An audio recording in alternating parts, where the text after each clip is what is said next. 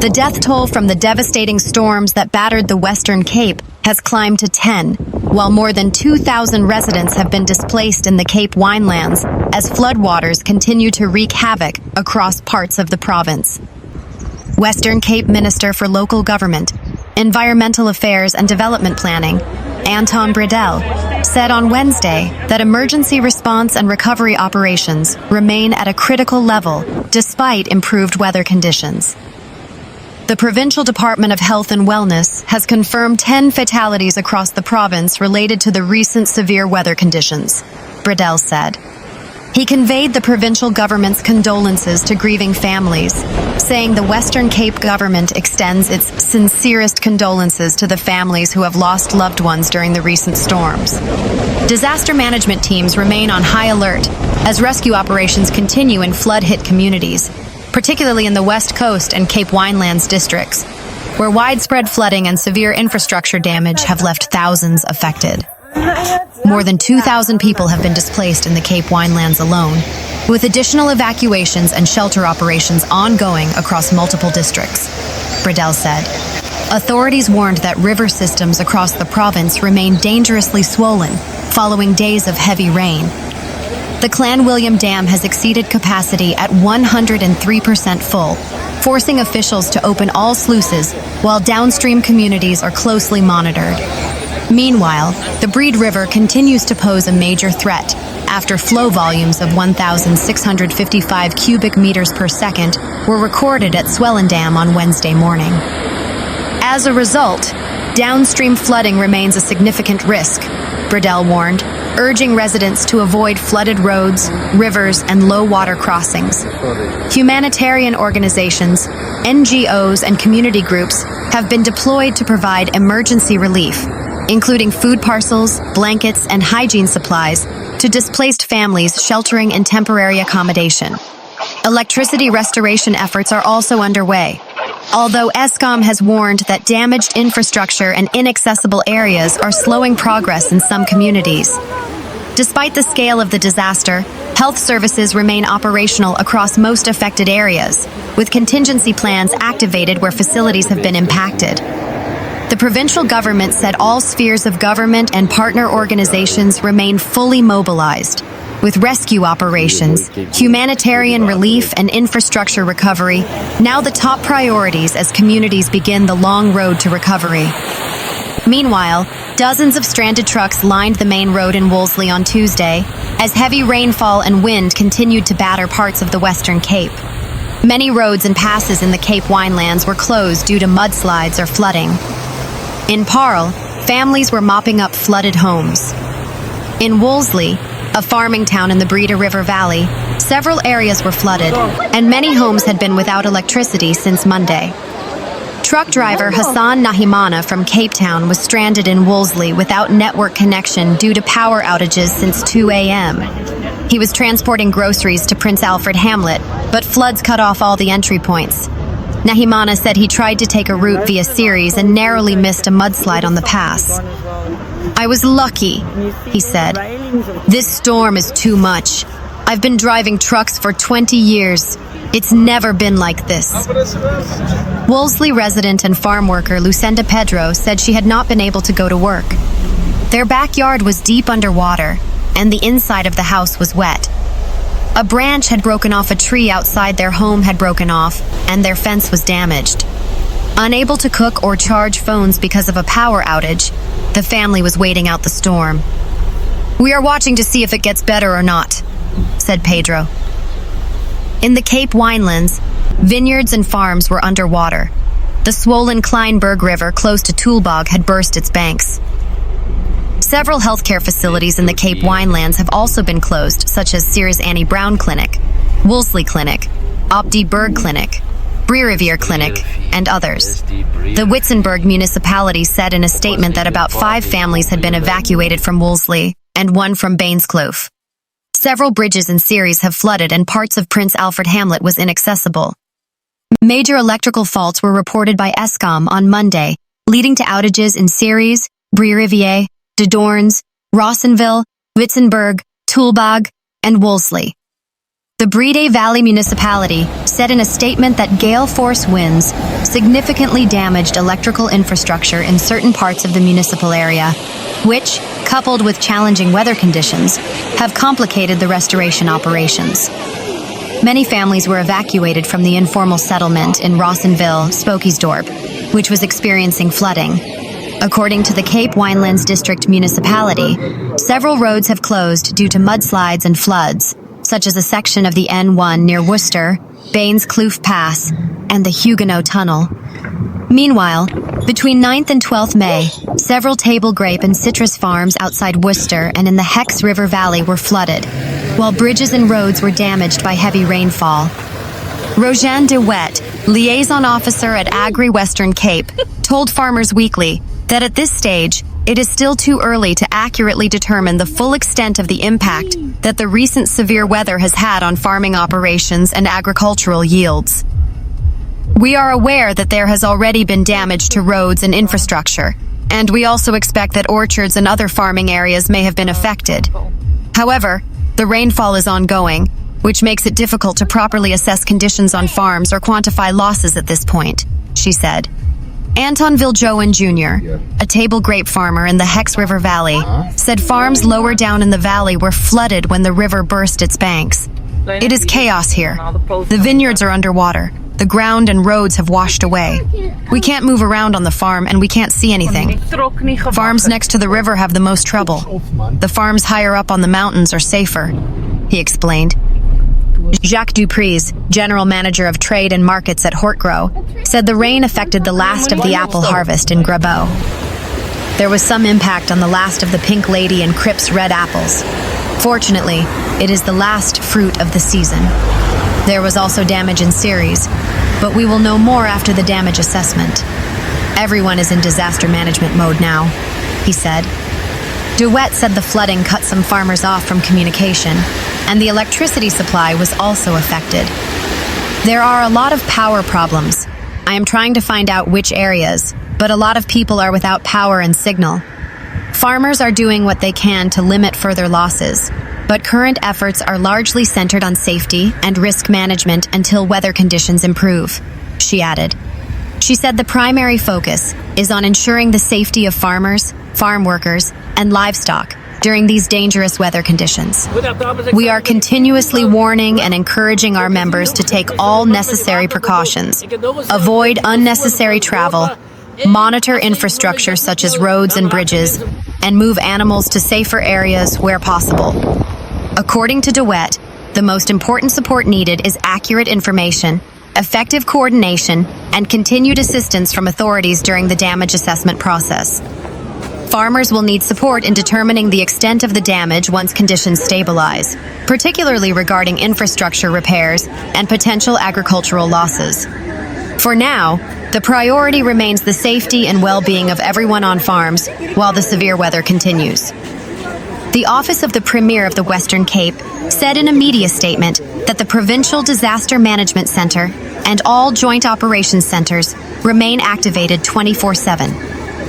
Consecutive severe weather systems have lashed much of the Western Cape, causing widespread disruptions and damage. Fallen trees, electricity outages, and localized flooding have been reported in the Overberg, Cape Winelands, Garden Route, West Coast, and the city of Cape Town Metropole, it said. Several roads in affected areas remain closed until further notice, including the N1 at Worcester, along with various passes along the escarpment, severely impacting access to and from Cape Town. The Western Cape Cabinet welcomed the classification of the severe weather as a disaster. Emergency and disaster teams work as hard as possible to avoid loss of life. The fact that 3 residents died is deeply tragic and an indication of just how severe these weather systems have been. I implore all our residents to exercise extreme caution, Acting Premier Dr. Ivan Meyer said in the statement. DeWet said the Western Cape Department of Agriculture is currently conducting a formal damage assessment process, after which there will be a clearer indication of the financial impact and overall extent of the damage. As emergency authorities scramble to mop up the wreckage across Cape Town and the Nelson Mandela Bay area, the storm exposes severe vulnerabilities in urban infrastructure. For residents in informal settlements like Khayelitsha, the climate crisis is no longer a theoretical threat debated in diplomatic corridors, but an immediate, life-altering reality that demands urgent state intervention. The sheer scale of the destruction highlights a terrifying new normal for coastal African cities, where volatile weather patterns routinely overwhelm municipal disaster management capabilities. The meteorological assault on the Western Cape was unprecedented in its sustained ferocity. A massive cut-off low-pressure system triggered relentless downpours that rapidly saturated the water table, causing flash floods that submerged vital arterial roads and paralyzed logistics networks. Dozens of heavy commercial trucks were left stranded on submerged highways, severing supply chains and halting the movement of critical goods across the region.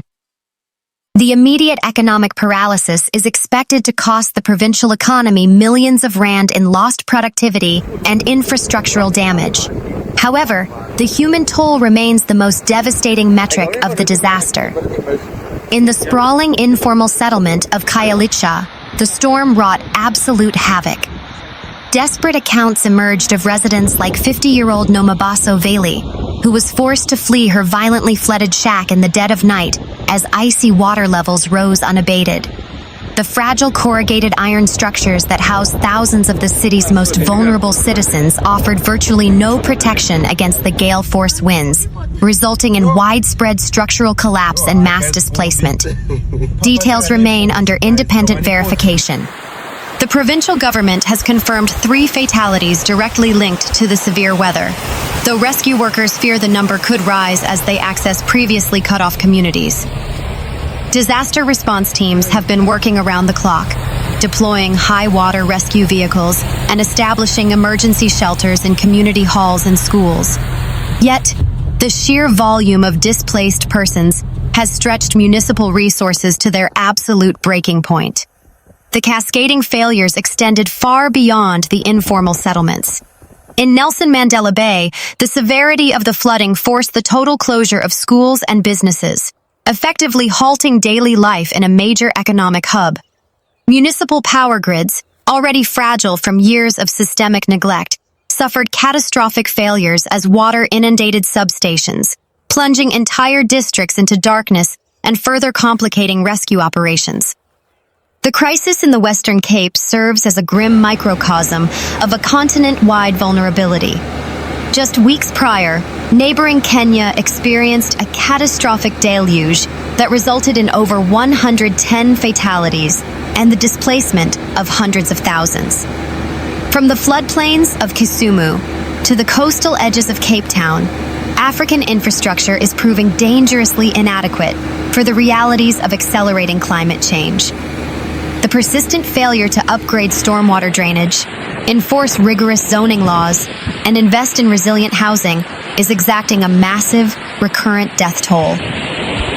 Environmental economists warn that relying on reactive disaster relief is fiscally unsustainable.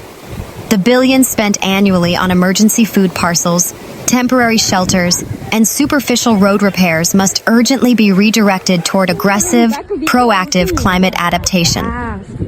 This includes the total redesign of urban water management systems and the heavily subsidized relocation of communities currently situated in known floodplains. The cascading failures extended far beyond the informal settlements. In Nelson Mandela Bay, the severity of the flooding forced the total closure of schools and businesses, effectively halting daily life in a major economic hub. Municipal power grids, already fragile from years of systemic neglect, suffered catastrophic failures as water inundated substations, plunging entire districts into darkness and further complicating rescue operations. The crisis in the Western Cape serves as a grim microcosm of a continent-wide vulnerability.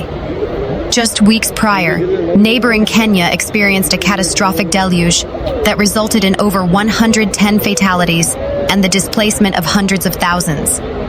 From the floodplains of Kisumu to the coastal edges of Cape Town, African infrastructure is proving dangerously inadequate for the realities of accelerating climate change. The persistent failure to upgrade stormwater drainage, enforce rigorous zoning laws, and invest in resilient housing is exacting a massive recurrent death toll. Environmental economists warn that relying on reactive disaster relief is fiscally unsustainable. The billions spent annually on emergency food parcels, temporary shelters, and superficial road repairs must urgently be redirected toward aggressive, proactive climate adaptation. This includes the total redesign of urban water management systems and the heavily subsidized relocation of communities currently situated in known floodplains.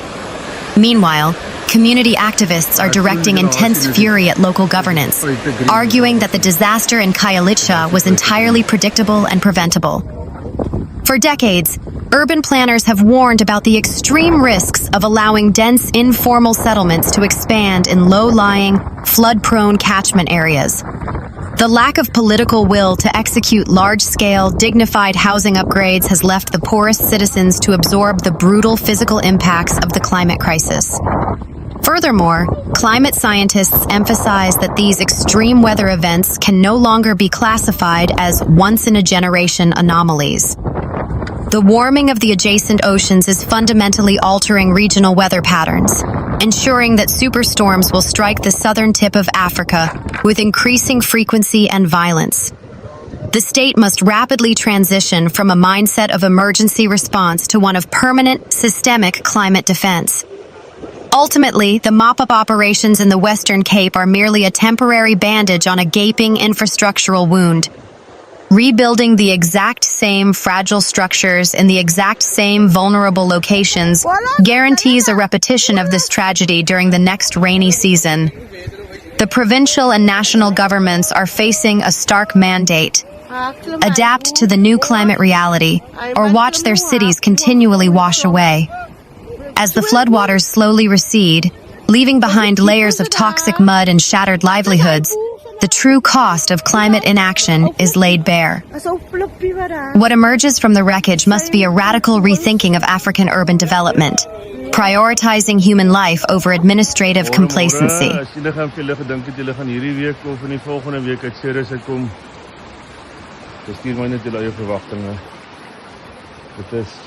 Amper onmoontlik. Hoeveel klip wat hier geval het. Martin L tank straight up and say megas are boat on the trailer with a cover on. That's crazy, guys.